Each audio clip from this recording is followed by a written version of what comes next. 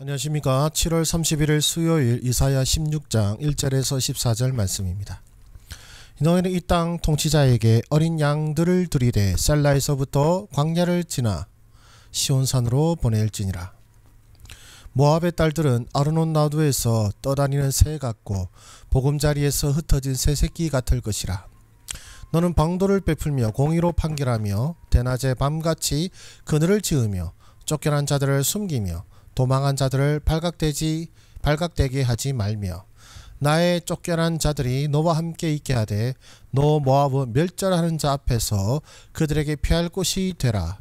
대저 토색하는 자가 망하였고 멸절하는 자가 그쳤고 압제하는 자가 이 땅에서 멸절하였으며 다윗의 장막에 인자함으로 왕위가 굳게 설 것이요 그 위에 앉을 자는 충실함으로 판결하며 정의를 구하며 공의를 신속히 행하리라.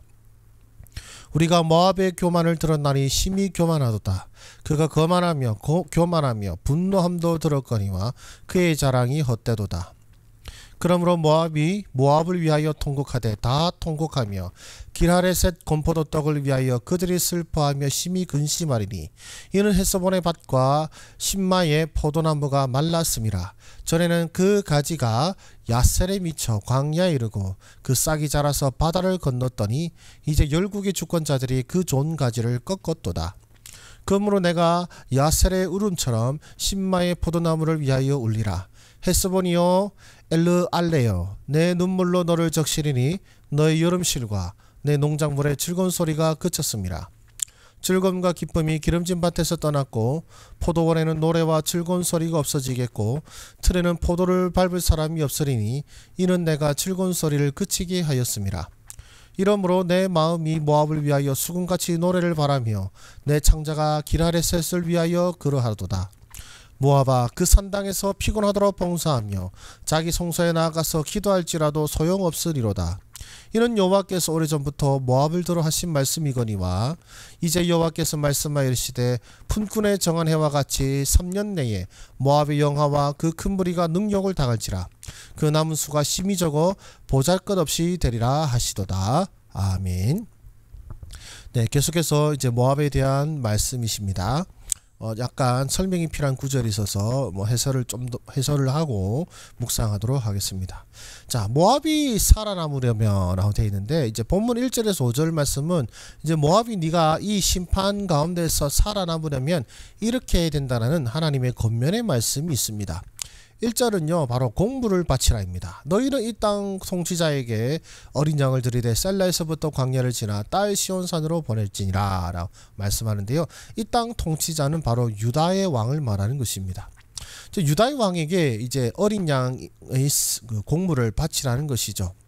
그런데 셀라에서부터 광야를 지나라 라고 말씀하고 있는데 이제 셀라는 바위를 말하는데요. 이제 에돔을 말하는 것입니다. 에돔. 그러니까 에돔으로 피신한 모압에게 이제 광야를 길을 지나가서 바로 예루살렘으로 가서 어린 양을 공물로 바치라는 것입니다.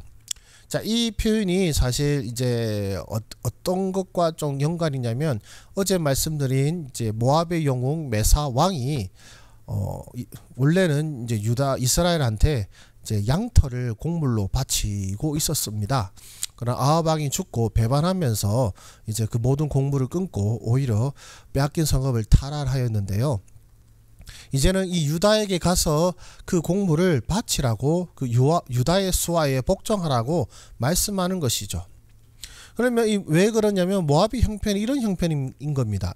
2절 말씀에 모압의 딸들은 아르논 나루에서 떠다니는 새 같고 보금자리에서 흩어진 새 새끼 같을 것이라 라고 되어 있는데 이제 모압의 딸들은 이제 여성들을 말하기보다는 모압의 백성들이라고 생각하시면 되겠고요. 아르논 나루는 이제 모압과 에돔의 국경인데 이제 철새가 물가에 잠깐 머물죠. 그 물가가 자기 집은 아닙니다. 예. 마찬가지로 에돔은 그들의 참 거주지가 되지 못하기 때문에 너희들은 아르논 나루에서 떠다니는 새 같다라고 말씀하는 것이고, 그리고 보금자에서 흩어진 새새끼, 보금자에서 새끼가 나오면 어떻게 됩니까? 언제 죽임당할지 모르는 형편인 것이죠. 그만큼 너희들이 큰 위기 가운데 있기 때문에 어디로 가냐면 유다를 향하여, 그리고 유다에게 도움을 구하며 유다에게 공물을 바치라고 말씀하고 계시는 것입니다. 그리고 이어서 뭐라고 하십니까? 피난민을 도우라고 하시죠. 너는 방도를 베풀며 공의로 판결하며 대낮에 밤같이 그늘을 지으며 쫓겨난 자들을 숨기며 도망한 자들을 파각되게 하지 말며라고 말씀합니다. 그러니까 방도를 고민하라는 건데 무슨 방도를 고민하냐면 우리가 지금 나라를 이를 위기에 처해졌으니까 에돔과 더불어서 아수르를 물리치자 뭐 이런 식으로 방도가 아니라 공의로 판결할 것을 뭡니까? 방도를 고민하는 거죠. 공의로 판결하라. 그러니까 어수선함 속에서도 사실 이 나라를 잃어버린 이 혼탁함 속에서 공의를 지킨다는 것은 상당히 힘든 일이 될 것입니다. 그런데 어수선함 속에서도 뭐냐면 공의를 잊지 말라라고 말씀하시고요. 또 그늘을 지으라는 것은 뭐냐? 피난처를 만들어 주라는 것입니다. 누구한테요?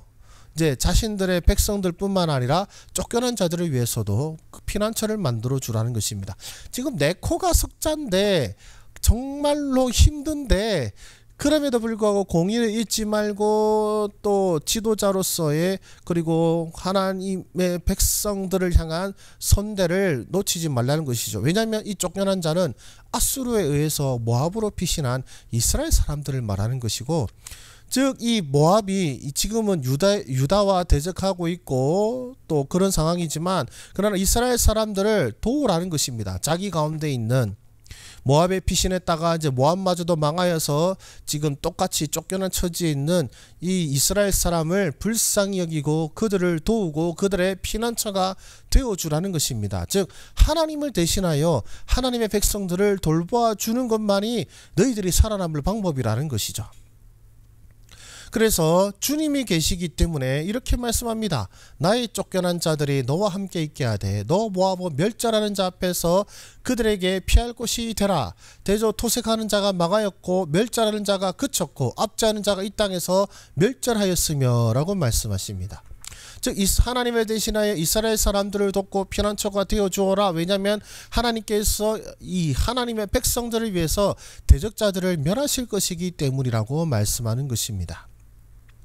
그래서 5절 말씀에는 다윗의 왕위가 굳게 설 것이고 그 왕이 너희에게 공의를 행할 것이기 때문에 이 말을 들어서 회복하라, 하나님의 백성들을 돌보아라. 바로 유다 왕에게 공물을 바치라는 것은 결국 하나님의 수하에 하나님의 다스림 안에 들어와라는 말씀이고, 즉 하나님께로 돌아오라는 것입니다. 너희도 어떻게 보면 아브라함의 자손이고 하기 때문에 어쩌면 아브라함의 친척이죠.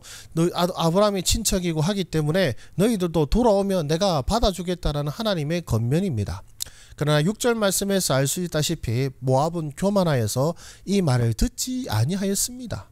혹은 이렇게 생각할 수도 있죠. 아니 뭐 이사야를 통해서 이렇게 말씀하시고 바로 심판하시면 들을 시간도 없는데 어떻게 할 수 있냐고 하겠지만, 여러분들이 본문을 깊게 읽어보셨으면 이해하시겠지만 하나님께서 이 말씀을 처음 하신 것이 아닙니다. 모압에게 이전에도 이와 비슷한 말씀을 하셨고 그 말씀을 기억하여서 그 말씀대로 행하라고 권면하셨지만 6절에서 말씀하다시피 모압은 교만하여서 이 말을 듣지 않았던 것이죠.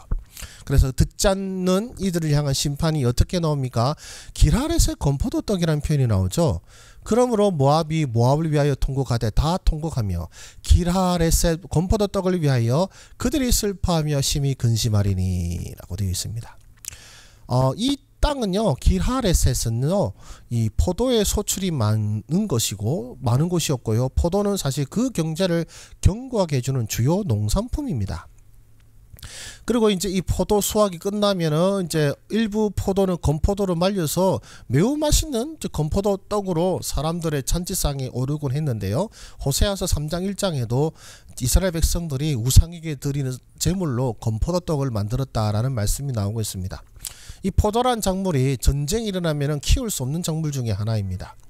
즉 이 건포도 떡을 먹지 못한다는 것은 온 땅이 전쟁통이 되어서 포도 농사를 짓지도 못하고 그로 인하여 너희들이 큰 근심이 있을 것이다 라고 말씀하시는 것이죠. 오늘 본문의 어려운 부분들은 조금 짚어드렸는데요. 이것들 잘 생각하시면서 잠깐 정지하시고 묵상하도록 하겠습니다. 네, 하나님은 어떤 분이십니까? 하나님께로 오는 자들을 금하지 아니하시고 하나님의 백성들을 향한 선대를 기억하시는 분이십니다. 지금 이 모압 사람들에게 말씀하시죠. 너희들이 그러니까 유다왕에게 공부를 바치라는 것은 유다왕의 수하에 들어오라는 것이고, 그리고 사실 진짜 유다의 왕은 누구십니까? 하나님이시죠. 하나님의 수하에 들어와야 너희들이 산다 라고 말씀하신 것입니다. 너희들이 하나님의 수하에 들어오면 내가 너희들을 받아주겠다라는 말씀이시고, 또 너희들 가운데 있는 이 전쟁통으로 말미암아 피난 온 이 하나님의 백성들을 너희들이 선대하고 돌보면 내가 그 너희들의 그 돌봄을 결코 잊지 않겠다라는 하나님이신 것입니다. 예. 누굴 위해서입니까? 하나님의 백성들을 위해서 지금 모압에게 기회를 주시는 겁니다. 그러니까 모압을 위해서 기회를 주시는 것이 아니라 모압 가운데 있는 하나님의 백성들을 지키시고 보호하시기 위해서 그들에게 선대하고 그들을 통해 하나님의 백성으로 들어오면 내가 너희들을 선대하겠다라는 말씀인 것이죠. 또 우리 하나님은 또 어떤 분이십니까? 오래 참으시는 분이십니다. 23절에도 말씀하셨다시피 이는 여호와께서 오래전부터 모압을 들어 하신 말씀이거니와 라고 말씀하시듯이, 그러니까 이 권면은 하나님께서 처음 하신 것이 아니라 오래전부터 하셨고 오랫동안 기다려 오셨던 것입니다. 그러나 모압은 교만하여 이 말씀을 듣지 않았죠. 하나님께서는 지금 하나님의 백성들 뿐만 아니라 지금 모압 백성들 향하여서도 오래 참으시는 분이심을 우리에게 보여주고 있습니다. 그렇다면 이 하나님을 통하여서 오늘 우리에게 무엇을 말씀하십니까? 하나님의 백성을 향한 선대도 기억하신다면 하나님의 백성의 선대도 기억하시지 않으실까? 즉 우리를 향하여 어떤 누군가가 선대한 것을 하나님께서 기억하신다면 냉수 한 그릇의 섬김도 기억하신다고 말씀하시지 않습니까? 그렇다면 우리가 대적들을 향하여서 혹은 우리를 힘들게 하지만 그러나 우리가 있는 곳, 우리가 있는 지역, 우리가 있는 동네, 우리가 있는 가정에서 선한 일을 행하고 베풀고 나눈다면 그런 우리의 사랑과 섬김도 기억하시지 않겠습니까? 그래서 느헤미야도요, 그 곤고한 상황에 처해졌을 때 그가 하나님 앞에 한 것들 그리고 나누고 베풀었던 것을 주여 기억하사 도와달라고 간구하는 내용들을 우리가 보게 되는데요. 우리가 선대하였기 때문에 도와주신다라는 것보다는, 그런 의미보다는 그런 하나님께서 도와주심을 바라면서 선을 행하는 것이 우리의 모습이 되어야 하겠습니다. 모압을 향하여서도 지금 피난 온 이 사람들에게 공의를 행하라고 하는데 하나님의 백성들에게는 더 엄격한 요구하심이 있지 않겠습니까? 그리고 또 우리에게 무엇을 말씀하십니까? 하나님의 권면을 듣지 않는 것이 교만이며 망하는 길이다 라는 것이죠. 즉 하나님께서 권면하셨지만 6절 말씀에서 보시다시피 모압은 교만하여서 듣지 않았다라고 말씀하고 있습니다. 하나님의 말씀을 듣지 않는 것이 교만입니다. 그리고 하나님의 말씀을 듣지 않는다는 것은 망하는 길입니다. 모압은 자신들의 이제 포도 농사를 빌어서 잘 나갈 것이라고 생각했고 하나님이 그런 말씀 무시해도 될 것이라 생각했지만 결국 그 말씀대로 하나님께서 모압을 심판하십니다. 모압이 힘들게 됩니다. 망하게 됩니다. 그리고 또한 우리들도 마찬가지 우리에게 주시는 하나님 말씀을 듣지 않는다면 그것이야말로 교만이고 망하는 길임을 기억하시길 바랍니다. 그저 사람을 대할 때에 겸손한 게 아니라 먼저 하나님 앞에 겸손하지 않으면, 먼저 하나님께서 주신 말씀에 겸손히 순종하지 않으면 여러분들이 사회생활 속에서 제 아무리 겸손을 떤다 할지라도 하나님 앞에서는 교만이며 망하는 길임을 기억하시고 먼저 하나님 앞에 겸손하고 그 다음 사람들을 향하여 세상 속에서 겸손히 살아가는 우리가 되기를 바랍니다. 그렇다면 나는 어떻게 살아야 되겠습니까? 극한의 상황에서도 하나님을 경외하는 삶을 잊지 않게 하옵소서.